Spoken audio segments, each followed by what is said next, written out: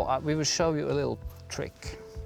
You call it a hack? A hack or a tip or A trick. tip. And it's pretty much the same here. And that's the easiest way to get even tension.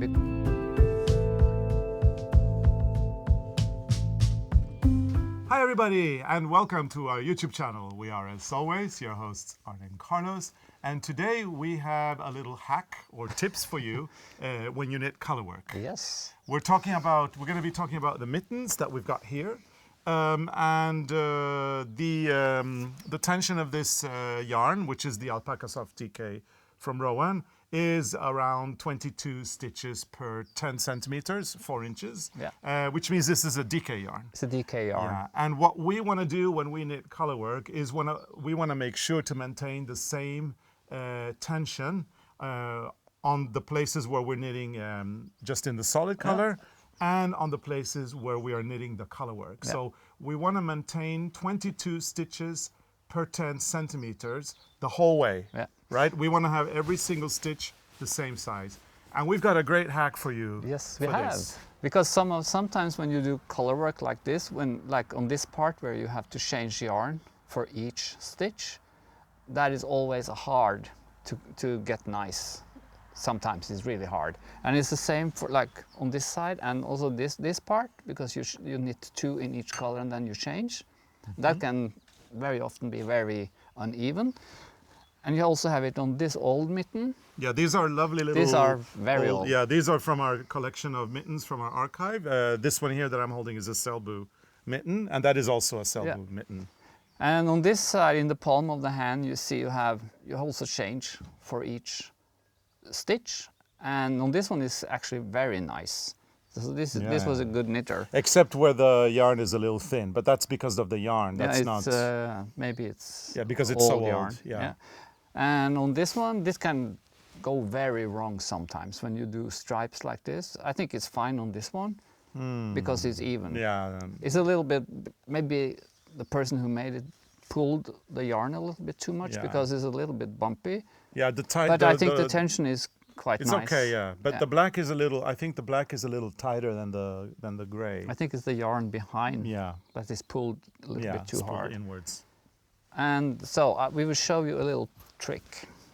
You call it a hack? A hack or a tip or a trick? So I started to knit a little bit like where I change color on each stitch. So normally when we do this to make it even, we throw one in and we pick the other one from the finger. We throw one in and we pick from the finger. And you go like this. But if you continue doing this for a while, if you not concentrate, you can actually lose the control. And the tension. And the tension. So what we do is that when we've done this for a few stitches, we change. So we place the other one on the finger and we throw in the blue one. Because then you actually have time to concentrate on what you're doing, and it's easier to get even tension. So normally when you do a mitten, you would actually knit the one needle with one yarn on the finger. Maybe on the next one you would change just to be sure, or you can change as you go like we do now. That's actually the easiest way to control the tension. Yeah, I mean it doesn't really matter which yarn is over the finger and which one you're throwing with. Usually when we knit colorwork, we will look at the row, the particular row that we're going to knit, and we will quickly determine on the row which is the yarn we're going to be using most of the time, and that yarn is going to be over the finger. And then the yarn that we're going to be using less of, we're going to throw it in. However, even in the middle of a row, we would probably change if we suddenly have the opposite happening. And it's pretty much the same here. And that's the easiest way to get even tension, because... So throw in 4 stitches and then you can just change and then throw in 4 stitches with the other one. But if you have a tension problem and you make a pattern like this, that's when you actually see it best.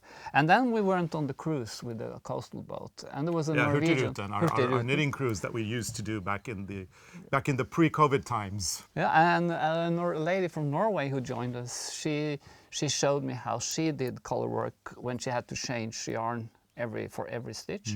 And I think that was nice because she said it was a little bit hard to get nice tension the other way. So she just flipped onto the finger like this every time. Oh yeah. Like, and it doesn't matter which way it comes on the finger, but if you change like this, that's also it gets pretty... even more even. But it does take a little longer, doesn't it? It takes longer. Maybe if you get used to it, though, it won't. Yeah. But you get really nice stitches. And you can't see the difference on those. Very pretty. So that's another tip. That's the cool thing about taking our Norwegian Coastal Express. You get to meet Norwegians as well, who can teach you lots of fun things, not only Arne and me, but other Norwegians. Yes. It's very cool. So if you want to try and see how you like this, you can try it out, and you will see how nice your tension will be, and you will have no problem with tension. And my fingers is not so nice.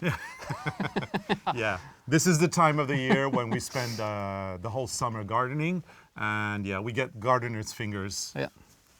So that's the tip of the day. Yeah. And I have to show one more thing. If you look at the thumb, it happens every time when you make a thumb on a mitten. The thumb tend to be tighter, and I think it's because you have fewer stitches.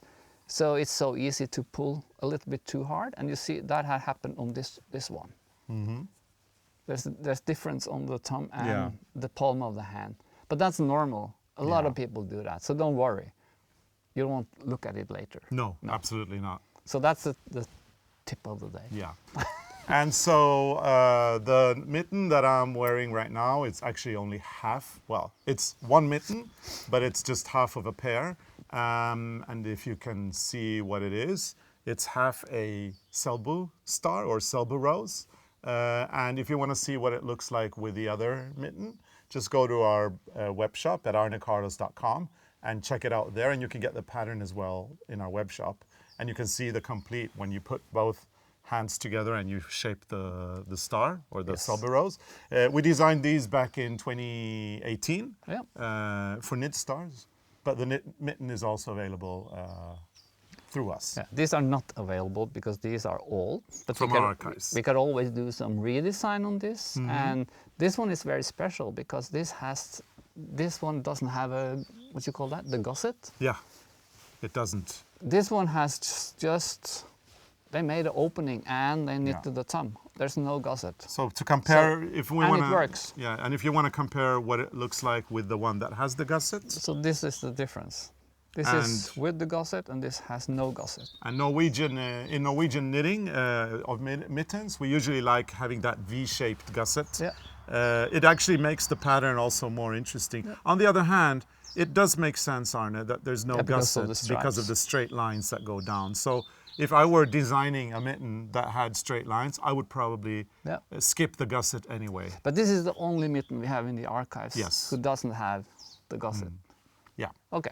And as I mentioned earlier, this is a sort of a Selbu, again, the Selbu rose. So it's got 3 of them on the mitten. And it is kind of sort of a Selbu mitten, as well as the other one. Yeah, that is more traditional. Yeah, these are really old. These are from the 40s and the 50s. Maybe. Do you know who belong? No, I don't know. I found them in the attic in my father's house. In your father's house. So obviously knitted by somebody in your family. Probably. Long time ago, because you're so old. Because I'm so old. Just kidding. Yeah. Just kidding. I think it's time to stop now. Yeah. Because you are so funny. No, I'm not. You're funny. Before you say more stupid things. Oh, yeah. Okay, yeah, you're the funny one, I'm the stupid one.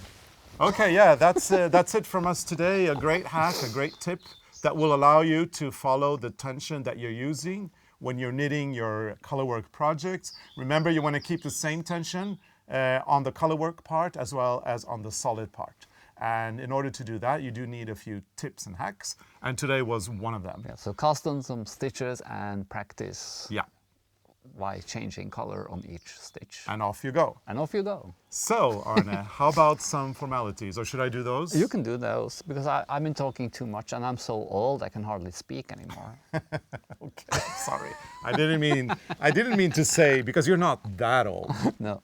Anyway, if you like our videos, please give them a big thumbs up. And click on that notification bell.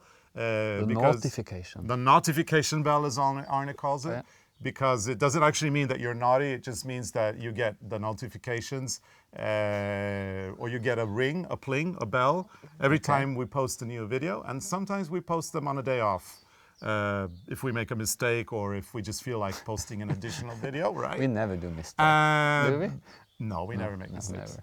And make sure to subscribe to our YouTube channel. We have so many videos. We've done well over 300 videos. There's tons of tips. There's tons of hacks. There's tons of tutorials, projects, and don't miss our weekly podcast, Sit in It for a Bit, which will be coming back soon after the summer.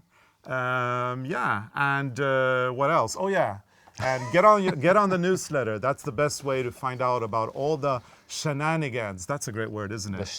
All the shenanigans we're doing. Okay, everybody, thank you so much for watching, and we will see you again with a new hack, a new tip, and a new tutorial. Yeah, we have to do a new tip next week. Yeah. Okay. Bye. Bye.